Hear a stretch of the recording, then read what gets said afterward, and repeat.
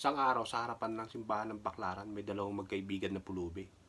Yung isang pulubi bulag, yung isa naman putol ang dalawang kamay at dalawang paa, nakasakay sa kariton. Nai-insecure tong si Putol ngayon kay Bulag kasi ang daming nagbibigay kay Bulag ng limos. Kay Putol pa konti-konti lang. Kaya nung bandang hapon, inaya na lang niya si Bulag na umuwi.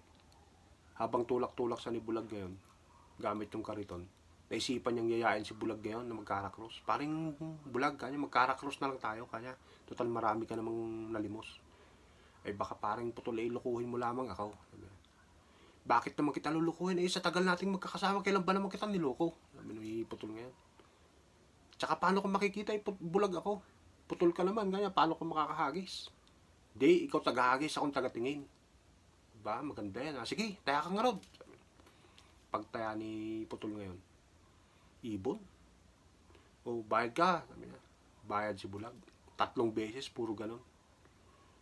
Naisip ni Bulag, niloloko na lang siya ni Putol. Ganito na lang, parang Putol. Itaya mo lahat ng pera mo, pati yung mga panalo mo. Okay yan, sabi niya. Kinapangay ni Bulag, nilapit niya sa may paa niya.